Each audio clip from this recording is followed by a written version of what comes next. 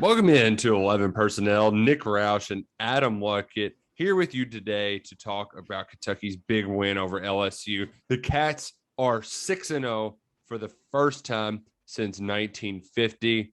They really put an exclamation point on the win over the Tigers, sending Coach O packing to set up a date with #1 Georgia. Later on in the show, we're going to have Jake Roush from DawgsHQ and On3 Sports join us to preview that game. But first, Luckett, we got to talk about the 1-2 punch that Kentucky delivered to start the game against LSU. We said, hey, if you hit them in the mouth, they might start reeling. They might get a little foggy. They might fade away. And that's exactly what happened. Yeah, you get the sack fumble there, first possession. Get the ball, drive it down, get a pretty awful call there on the first down. First and goal slant to Isaiah Cummings. Objectively a bad call. But you're able to punch it in. You roll the dice on fourth down. You score. You get a stop on defense. You score again. You're up 14-0. You had them right where you wanted them. It was like a boxer where you just came out hot. You landed a few punches, and then you kind of controlled the fight there till about the 10th, 11th round and then knocked them out. And that's really what that game was. It was just getting off to a fast start. LSU, young team on the road. Don't let them get much confidence. You didn't. And really, Kentucky, again, had total game control, I thought, of the game. And that was the reason they were able to win it. And I think that's something we've seen in these last couple games, even with the offensive issues they've had. They've really kind of controlled the games, whether it was at South Carolina, whether it was against Florida, whether it was against LSU. They've made all these teams play their kind of game. Yeah.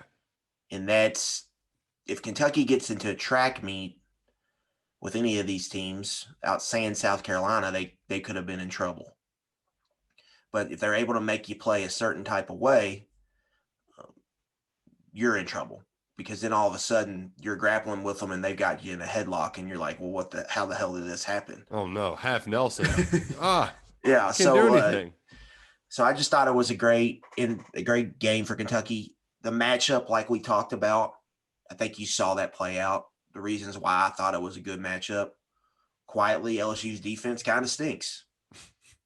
It just does. They've played some good teams here lately that have kind of hid that, but they haven't stopped the run all year against good teams.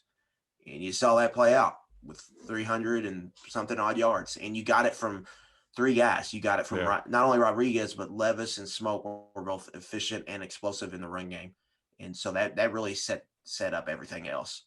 And so it was good to see that. And then defensively, Kentucky got challenged a little bit, but it seemed like they were giving them the run there later in the game. But essentially LSU was running power, and they hadn't really run that all year. So that really wasn't on the tape probably for Kentucky to be ready for, even though that's a play a lot of people run. Yeah. And they stopped the run pretty well in the first few drives. And then it was really just one guy. It was Davis Price had the best game of his career. Yeah. Had a 30-yard run, had a couple big runs. Well, he was just running through tackles, was getting those aggravating yards Stoops talks about where you hit him for 2 and he gets a game of 5, gave a 6, got loose a couple times. But Kentucky, we know their MO on offense. It's to hide the big play, especially late in games. Stoops does it all. When you get a couple possession lead there, it all becomes, do not let them hit the big pass play. Make them, if they want to dink and dunk or run the ball down the field, they can, but we're not going to give up this. And I think that's what you saw. And then the 140-yard reception they had was just their receivers are just very good. The offense is going to be nasty next year for LSU. They figure it out on the offensive line. They get all those backs back. They get all the receivers back. Max Johnson will be his third year starting, or they could bring in a transfer quarterback, depending on who the new coach is. That offense is going to be awesome next year. Well, if they all stay, Yeah, too. Wouldn't be too mad. I've heard you trying to strike up this LSU Kentucky connection. I'm just saying, facts together. There's been transfers from LSU to Kentucky, and if Kayshon Boutte wants to catch passes from Will Levis, if he liked what he saw, I'm sure that Kentucky would welcome him with open arms. Yeah, because that guy is good. He's probably done for the year, though, right? They said he was. Our own on threes, Matt Zenitz, reported he was out for the year. Yeah. think that's a safe bet for him, especially if he's going to be out 5 weeks or so. It's already they only got 6 more games left. So, and he did it on a crazy catch. So hate to see that for him. Hate to see Octavius Oxendine go down. We got a little bit of a heads up before the news broke, but it broke right as they were announcing that he was SEC co-defensive lineman of the week. Which did they start doing the defensive lineman of the week this year? Is that new? I don't ever remember that being a thing. not sure. But either way, he's taken home SEC weekly honors for getting a couple of sacks.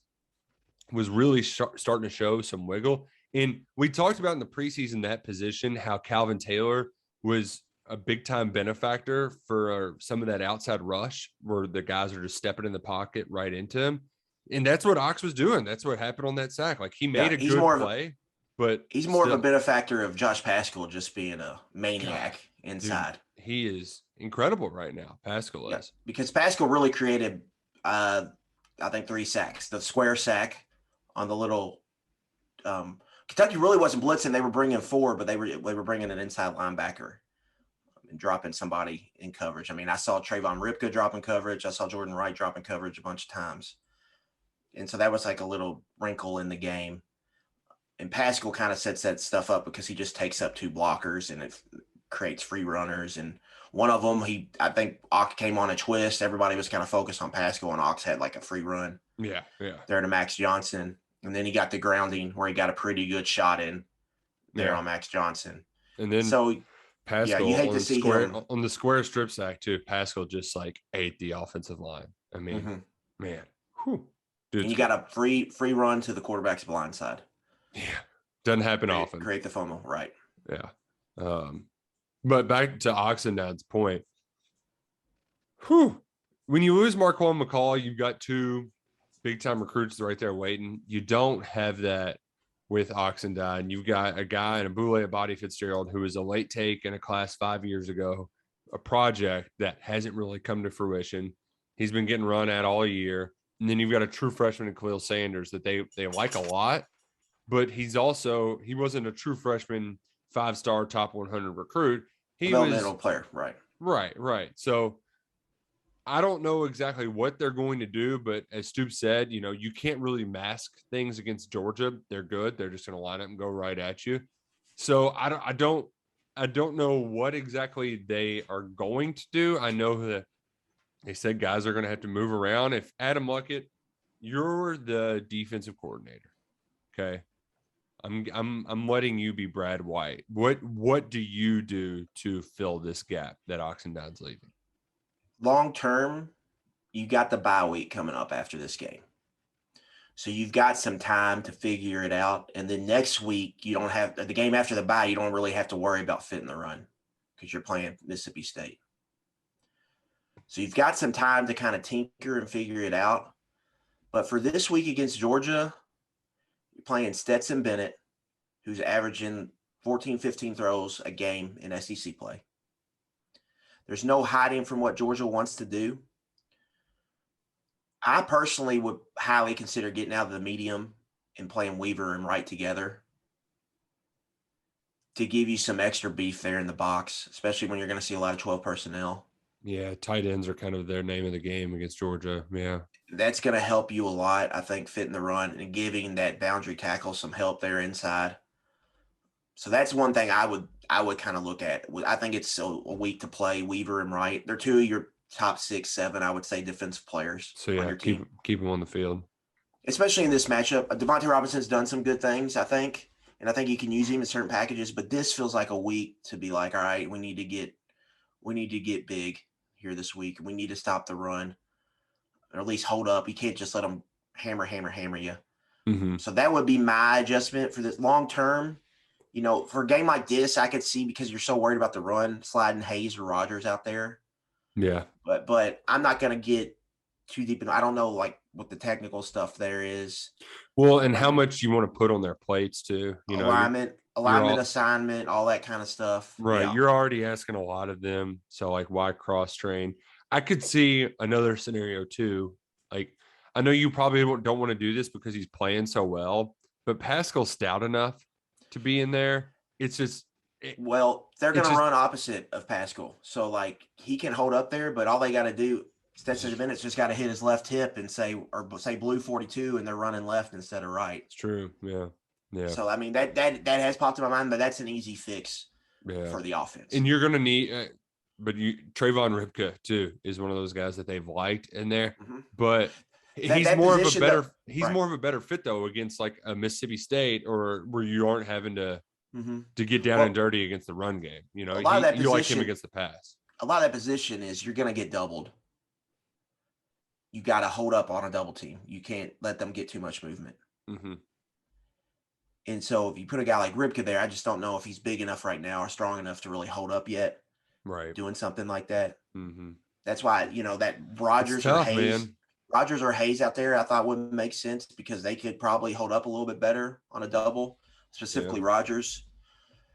So yeah, it's tough. You're just it's gonna be a patchwork type deal. That's why I think getting those two jack linebackers out there, maybe crowding the line of scrimmage more than they have in the past this week, specifically against Georgia. And it also hurts not having Marquand McCall. This is the game.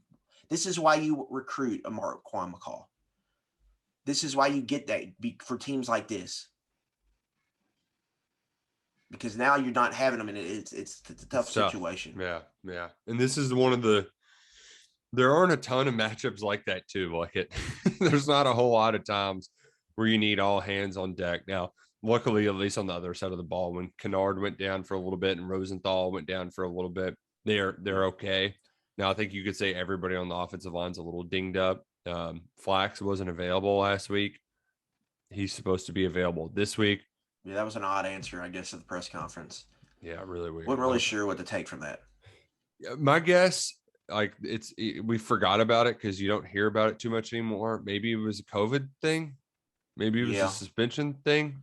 No idea. And my first thought was suspension. Maybe COVID. It could have been a COVID thing. Yeah, no doubt. Yeah, who knows? Yeah, it's good to not hear about COVID all the time anymore. Yeah, so exhausting.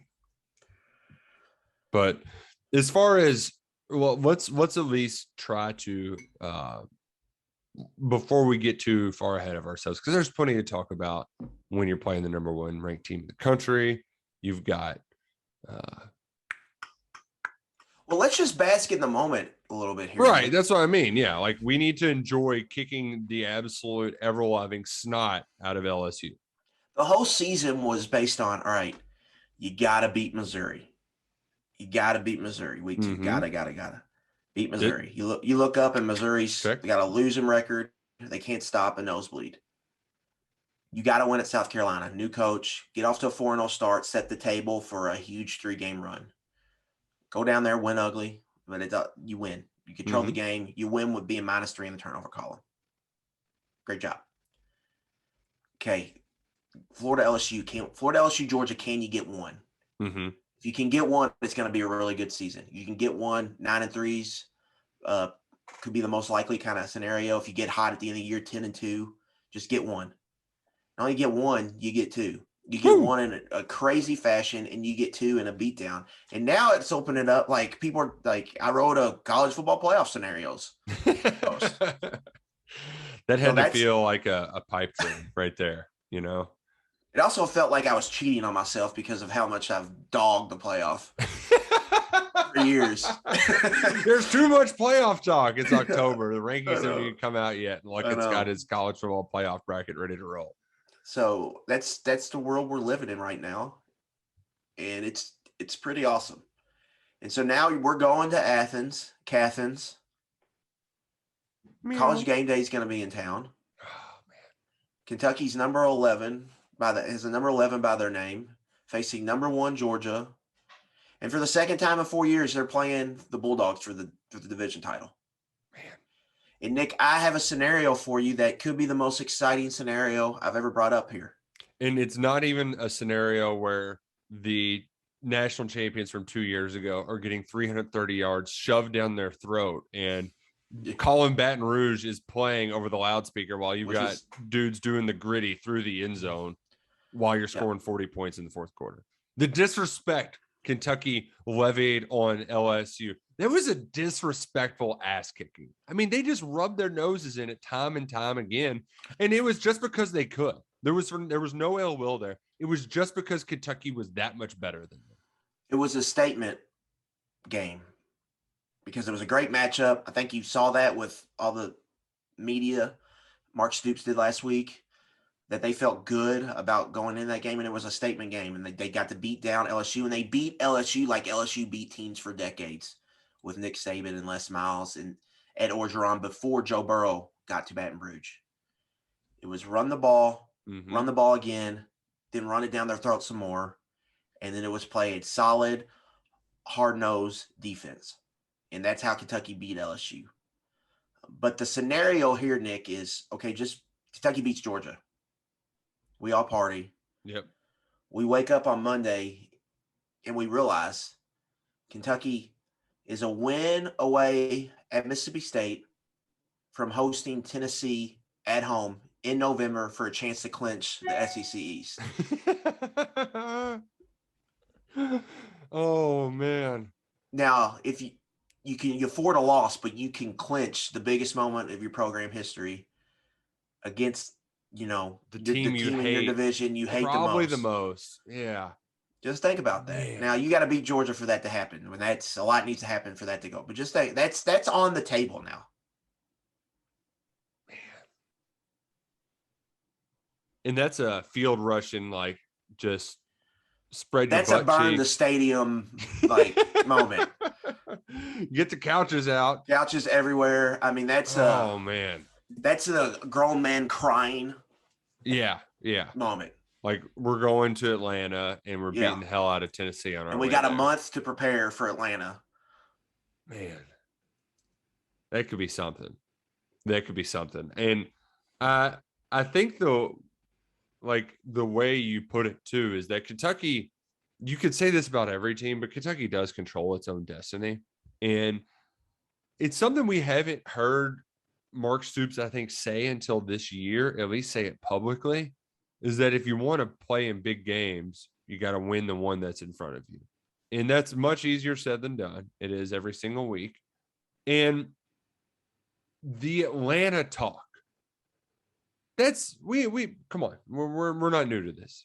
We want to get to Atlanta. It's been happening. They haven't hit from it either. Like, it's not like they're not talking about it over there. And now it's here.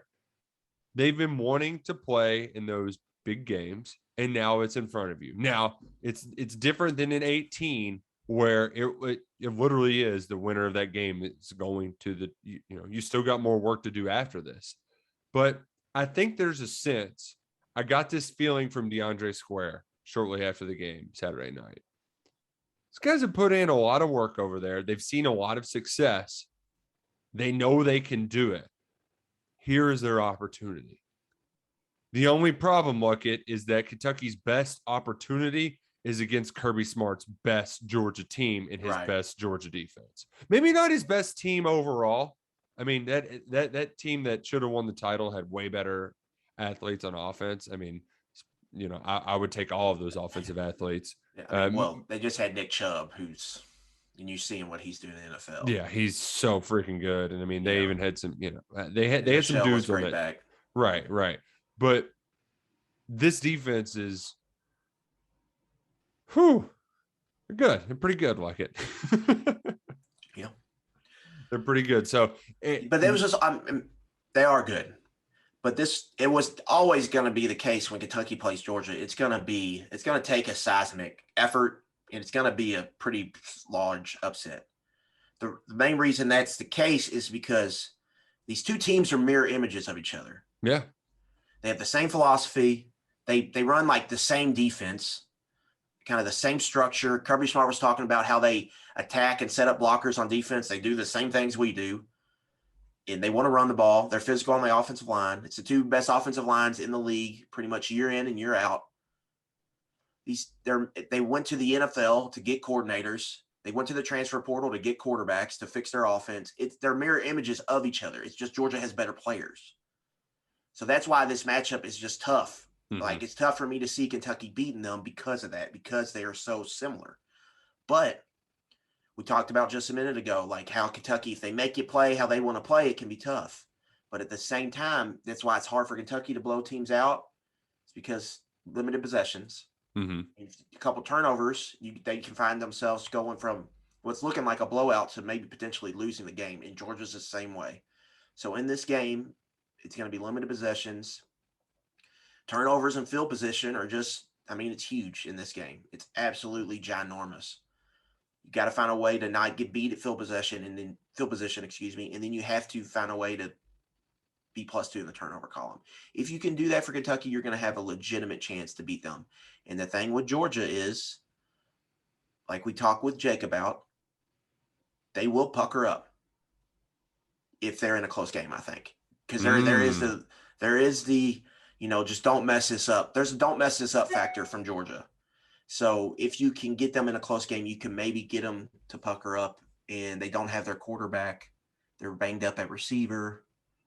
That's what Kentucky, that's all you can ask for. Can we get in the fourth quarter? Can we get them in a tight game and see what will happen there if things get tight there at Sanford Stadium? Man, it's possible. It's on the table. And don't ask us. You can just ask a guy who follows them pretty well. We got Jake Roush on. He talks a little bit about that kind of nervousness that's been following the Dogs since 1982, 83, 84? 1980. 80. Oh, wow. Even 41 years. That is so long, Georgia. Oh, man. You can't blow this opportunity now. No, don't blow this opportunity, and don't go anywhere. We'll be right back with Jake Roush from DawgsHQ.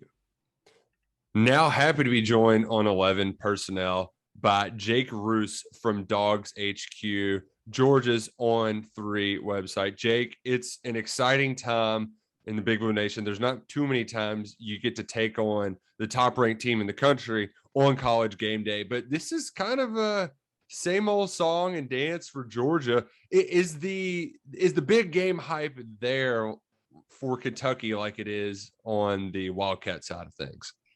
I think so, really, because going into this year, Georgia's schedule, I don't think anybody predicted that it would look like this or come to fruition in this way.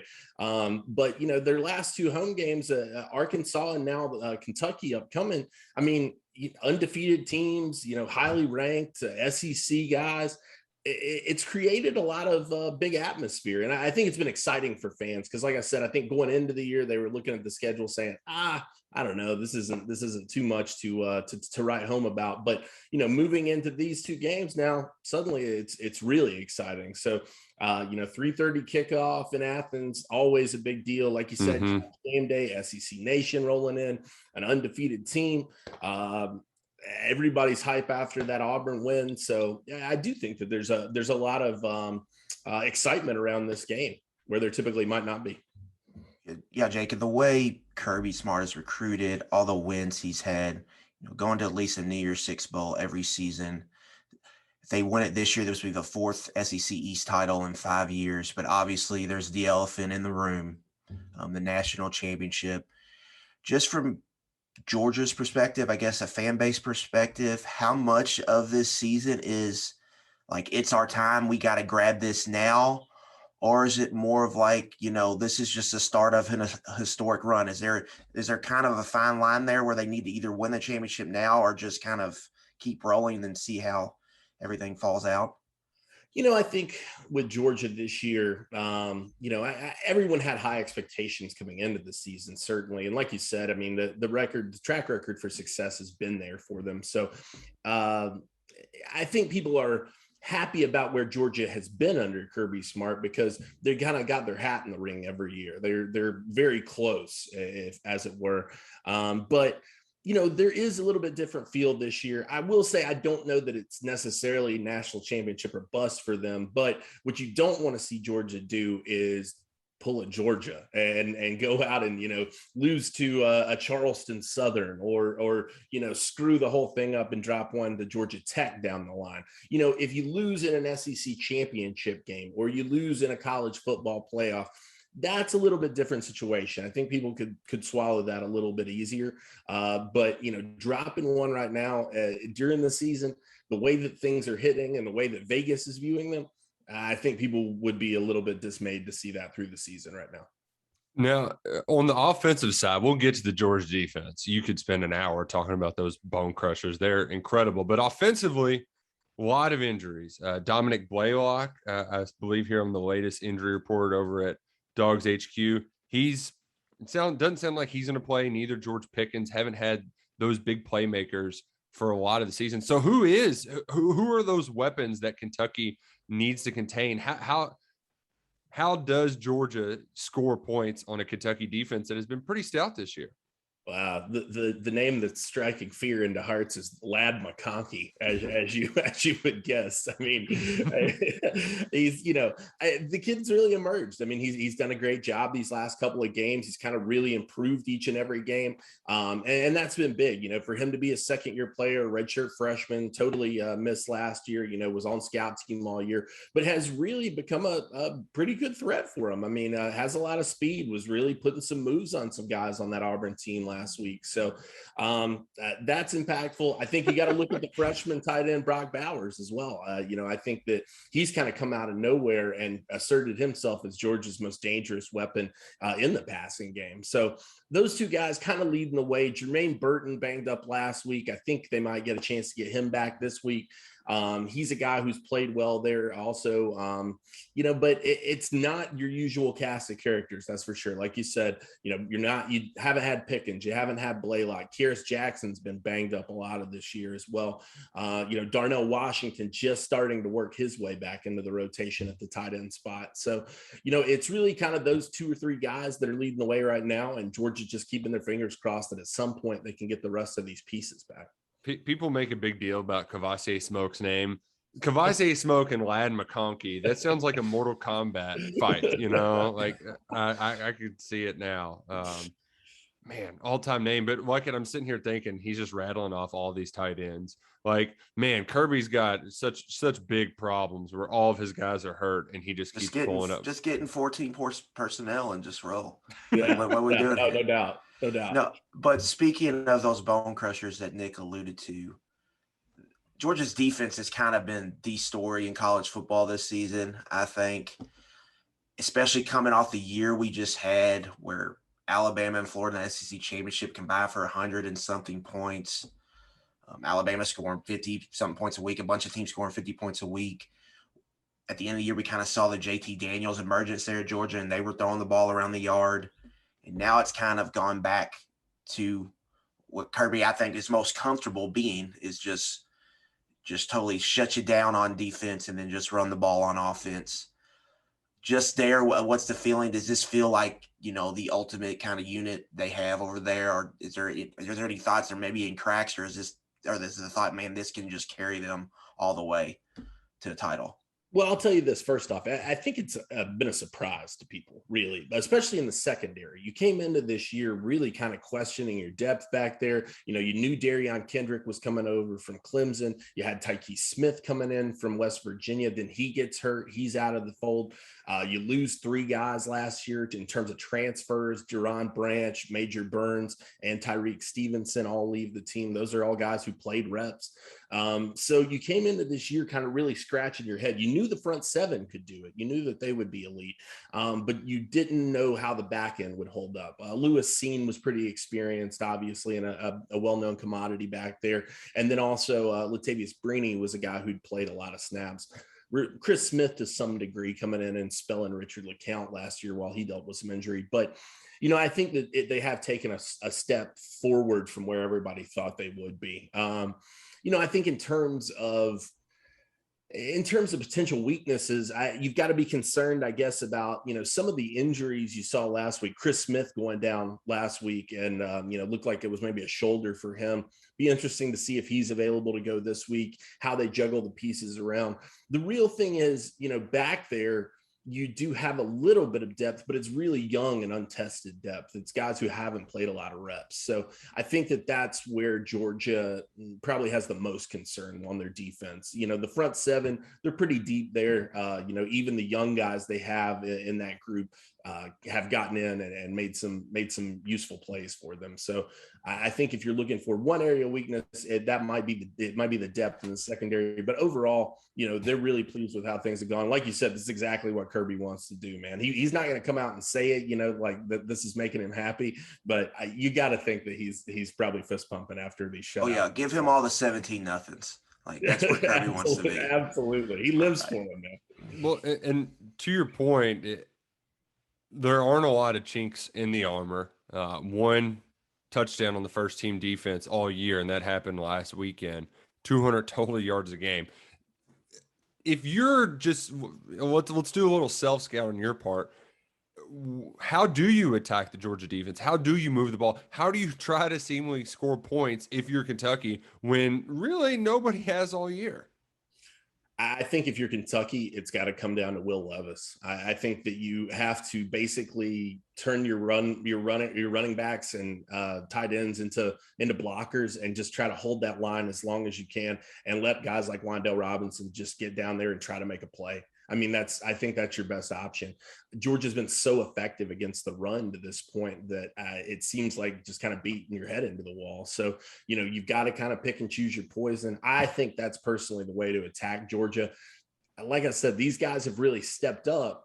But they've had a lapse here and there in the passing game. They've given up one or two big plays, a game. But there's not a lot of ways to attack it. If you're going to attack it, I think that's what it's got to be. And I think that luckily they've got some guys over at Kentucky who are capable of doing those things. Yeah, Matt Hayes, who he's an NFL scout and also does some work with Saturday Down South, spoke to an NFL scout who was like, really, it's got to be Levis scrambling as well, just kind of getting loose. And Bo Nix was contained pretty well. DJU didn't do much, but those kind of plays, if you get a 3rd and long and everything's covered up, but you can get free for a first down, those are the kind of plays that can really aggravate you. And if you pile them up, then they can turn into something. Well, and I hope that you're not encouraging Will Levis to turn it into Bo Nix, because that what a roller coaster ride it was to watch that kid last week, man. I mean, I said on Twitter, I said he's got whatever's beyond a gunslinger mentality. He's insane, dude. I mean, he's just like he feels like he can make a play on every single play and is scrambling around back there. Georgia did a good job of containing him, and I give him a lot of credit for that, because I think it's easy when you're playing against a guy like that to kind of give up on your assignments and try to do too much or compensate for the fact that this guy's trying to make a play. They played really disciplined against him. They'll have to do that against Levis as well. Luckett, do you have anything else for Jake? I've got one final question. You got any more X's and O's for him? $1 million question. Do we see JT Daniels on Saturday? I don't think so, personally. I think that they give him another week. Stetson coming off of his best performance of the season, threw probably the best ball we've seen from a Georgia quarterback, hitting Ladd McConkey on that 60-yard touchdown. So I think that they feel comfortable with where they are with Stetson right now. JT's injury, the nature of it is such that, it's only going to get better by resting him. There's nothing he can do other than that. So I think you take another week for that. Then you go into Georgia's bye week, and then by Florida, he's got an opportunity probably then to return. I think he could go if needed this weekend, and I think that maybe if Stetson gets in there and kind of struggles, you could see that switch up, but I don't know that it's going to be a necessity in Georgia's mind to go ahead and have him ready to go out and take number 1 reps. Jake Roush, we appreciate you helping us get to know the Bulldogs better, but finally I gotta get to know Athens better. All right, we're a couple 30-somethings. I know there's plenty of college bars down there, but where does it's a Friday night? We're gonna have to go out, maybe try a few places here and there. Where's a good place that some 30-somethings could maybe enjoy ourselves? Take us through our Friday night in Athens. Well, I see you got a wedding ring on, so that changes a few of my suggestions. No, listen. If in my opinion, the downtown scene is great. It's crazy and it's a good time. But like you said, you're getting a little bit older, right? So what I would recommend is you go past what we know as the khaki line in Athens, okay? And that's where the frat kids stop going. So that's like that's Little King Shuffle Club is down there. That's a cool bar. And then there's some great bars kind of on the outskirts of downtown. I hung out in Normal Town all the time. That's where I lived right before I moved back to Blue Ridge, Georgia.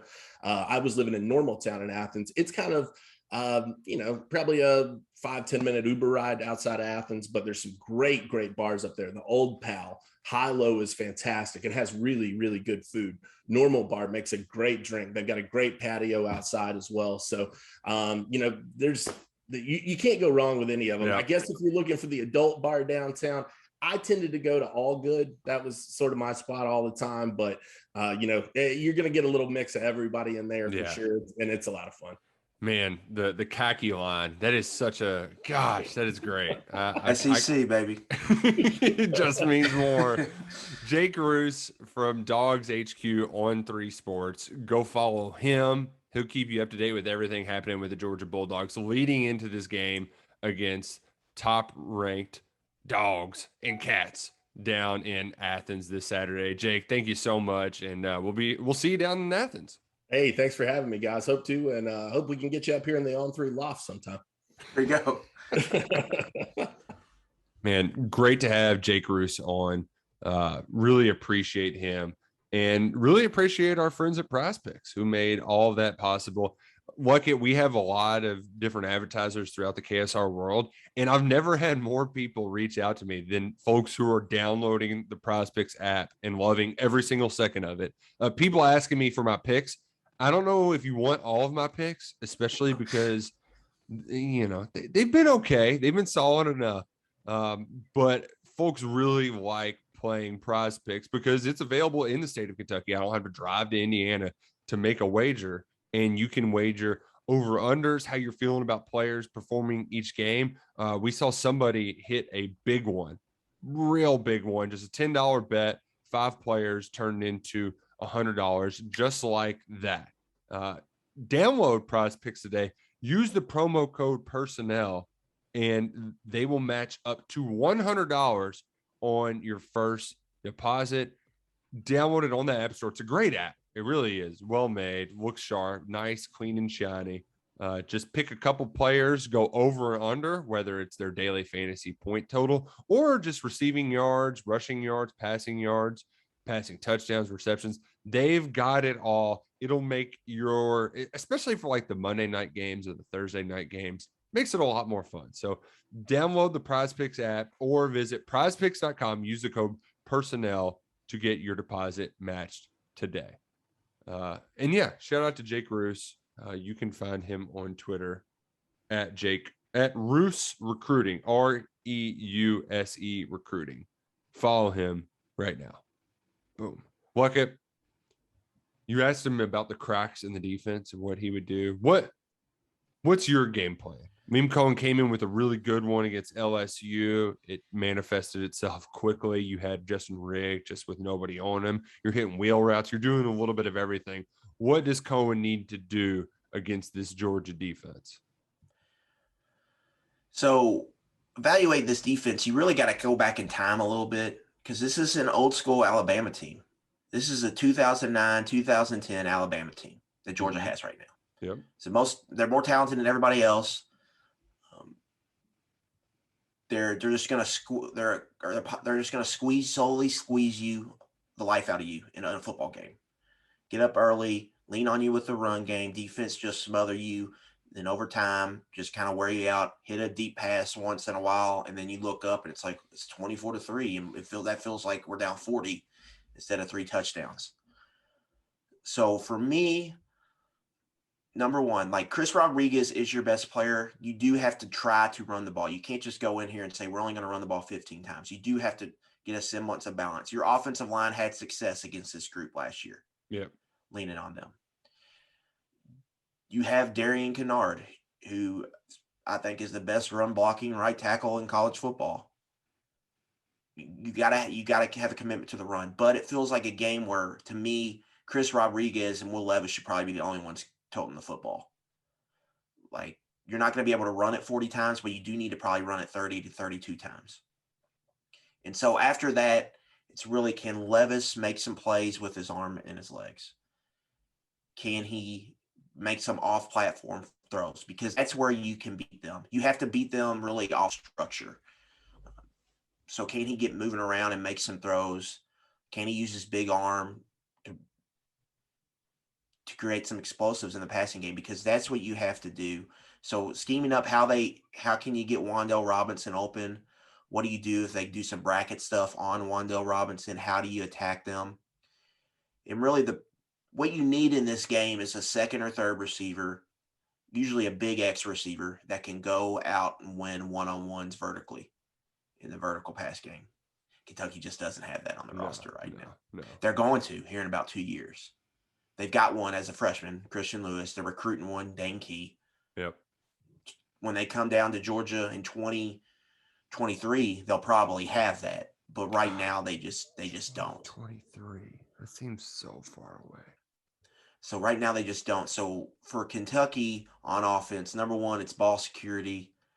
Because if you turn on the Arkansas tape, Arkansas was shut out, but they did have some success moving the football. Here's what happened in the Arkansas game. Yeah. Georgia gets the ball, drives down the field, touchdown. Arkansas, 1st and 10 at their own 20, holding, another penalty, backed up, punt, short field, Georgia 14-0. Arkansas gets the ball, tries to return the kickoff, tackled inside the 20, goes backwards, punt from back of their own end zone, blocked, touchdown. Yeah. Yep. They're down 21-0 in the blink of an eye. And if you play the game from that point, they hung with Georgia. But you cannot get in a hole like that. So that's really the big thing for the offense. Just like getting a couple first downs in each drive early would just be huge in this game. To just where you can relax, you can settle in and set the terms of the game early. Georgia in these games, they've been able to set the terms mostly, and they've been able to blow people out. Auburn did better with that last week. But every other game, they just hit team with onslaughts early, and it's been over. You have to do what you did after your first 2 scoring possessions against LSU, and that's at least get a few first downs. Even when things aren't really rocking and rolling, you have to play the field position game. Good to see Colin Goodfellow boot the ball down there, kick some punts inside their own 20, and really force LSU to play that game. And in this matchup, Nick, the punt team has killed Kentucky in some moments. Oh, tell that to Max. 2018, punt of his career, man. They get 2018 to begin the game. They get a big punt return to get their first touchdown and get the lead and take the oxygen out of the building there at Kroger Field.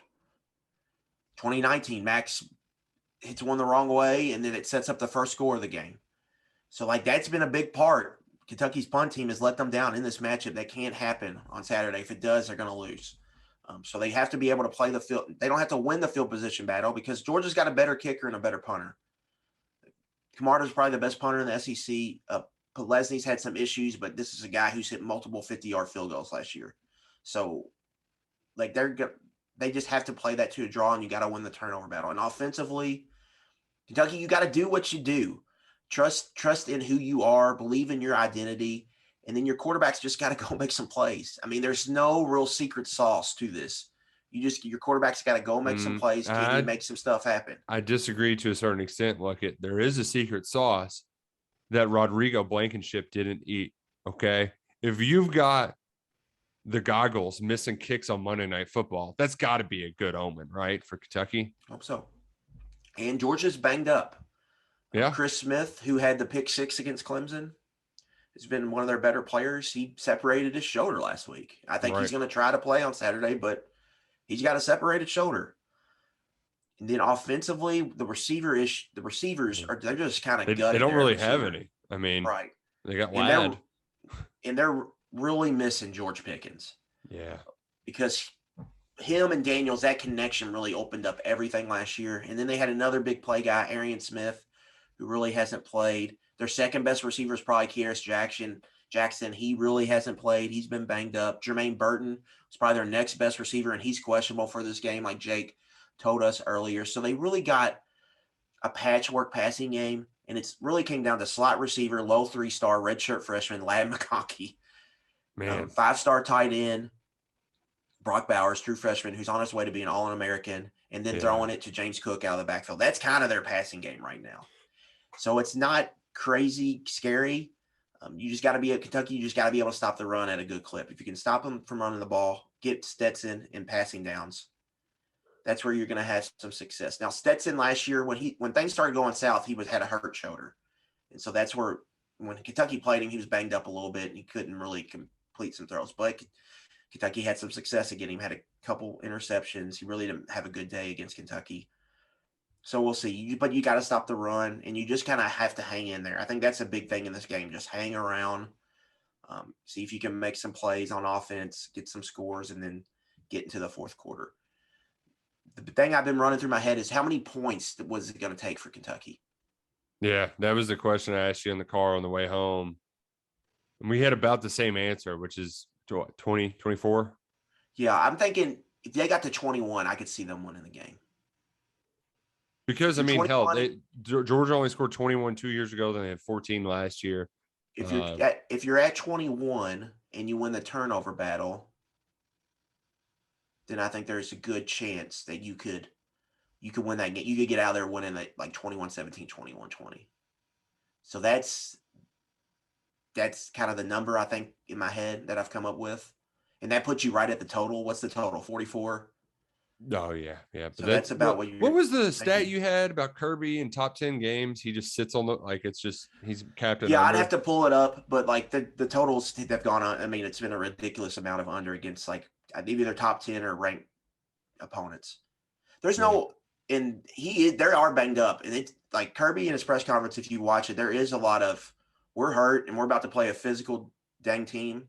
And like at practice on Monday and Tuesday, they said they were going to take it light because these past games have been so physical and we got the bye coming up. Mm-hmm. And I think he's probably saving them because he knows it's about to be rock'em sock'em robots against Kentucky. Oh, man. But there is a little bit of like, we just want to get a lead and get out of here.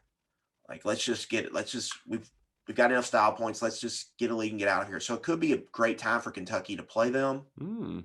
Could be. But I mean, we'll have to see. Like the hard part is these teams are just mirror images of each other, and Georgia's just got better players. So it's hard for me. And where you have to make up for that in the margins is at quarterback.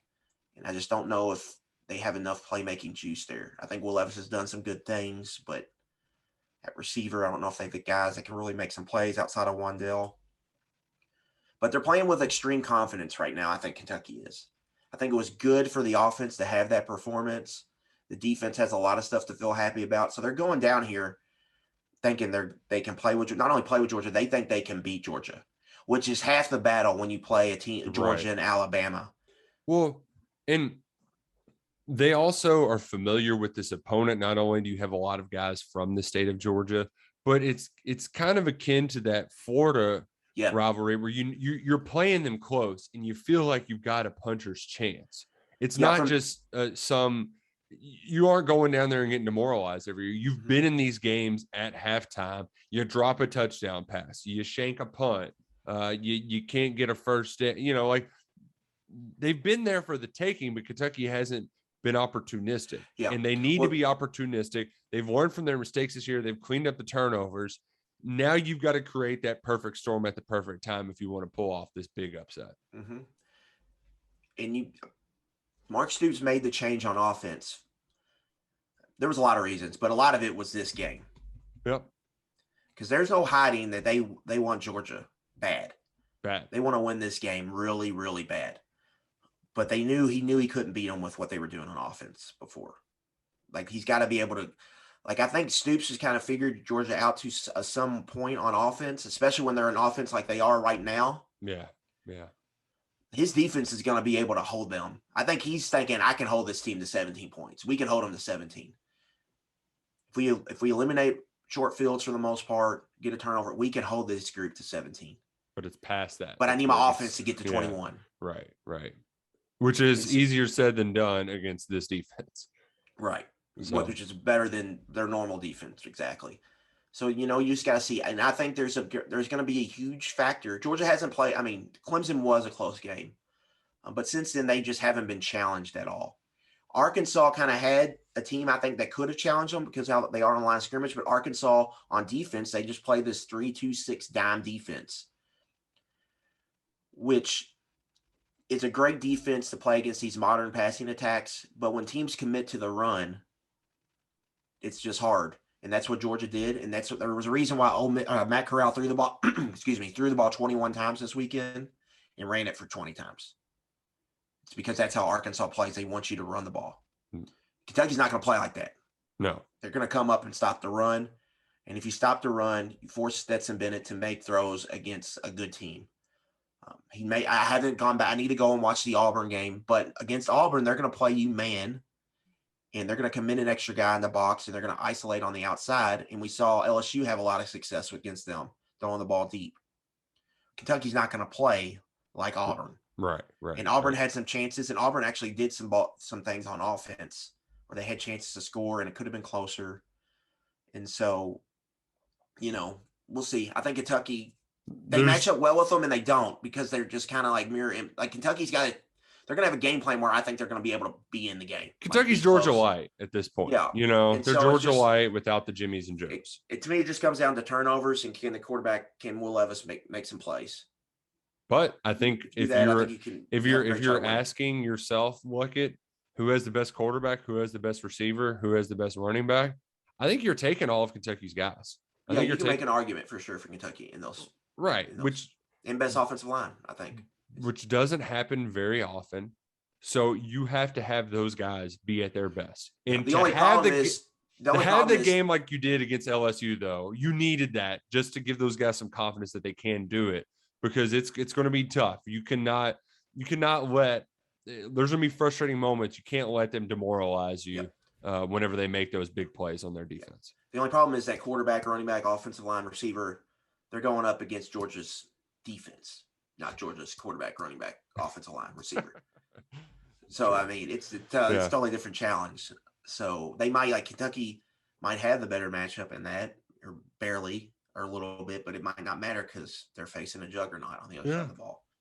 But really, it's about, I think, just coming out and don't get blown out early, because that's what Georgia's been able to do. If you're able to hang in there for a while, especially with Georgia being at home, there's going to be some nervousness in that stadium if those fans look up in the middle of the second quarter and Georgia's up 10-7. Mm-hmm. Or if it's in the third quarter, Georgia's up 14. The middle of third quarter, they're up 14-13. They are going. That stadium is going to pucker.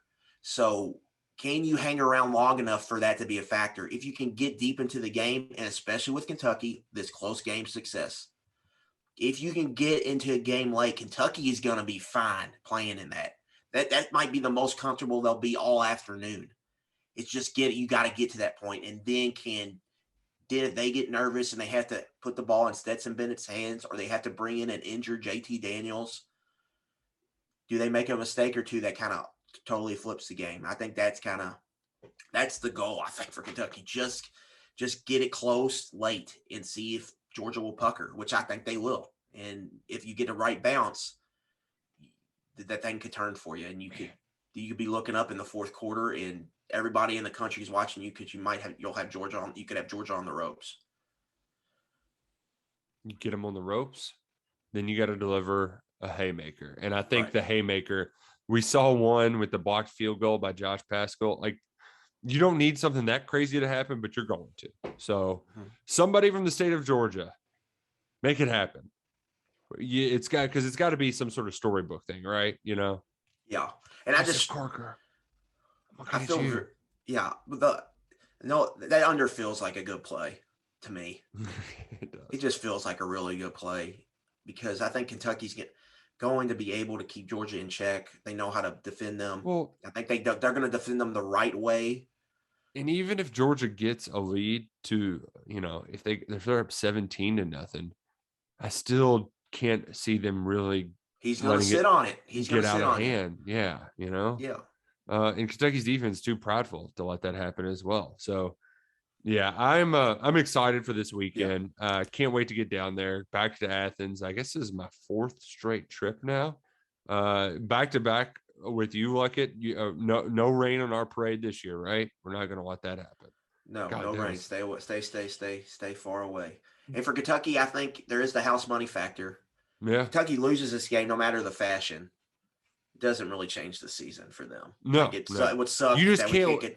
we had a chance for Atlanta. That's the really big thing. But you still got a great chance at 10-2, 11-1, and going to a New Year's Six bowl. What you can't do, you can't let this.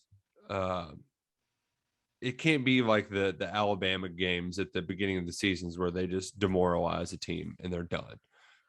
I don't think it will with this team though, with the success they've had to this point. Right. But you could get pretty beat up and then have a bye week and then come out sluggish against Mississippi State, and then your momentum's kind of sucked out. You can't let Georgia suck the life out of you no matter what happens on Saturday. You've got to go down there, roll the dice, play with that house money, and see if you can't make something magical happen. No doubt. Yeah. No doubt. But yeah, if you're going down there, hit us up. We'll be out and about. Should be a good time. Hopefully we're winning some money with some rock solid college football bets. The last time we were down there, we watched Jarrett Garantano try to do a quarterback sneak. I was going to bring that up. The old face mask Jeremy Pruitt. Oh man. We looked at each other. Did that just happen? Man, that was a wild mess of events. We've got 2 Friday night games, right?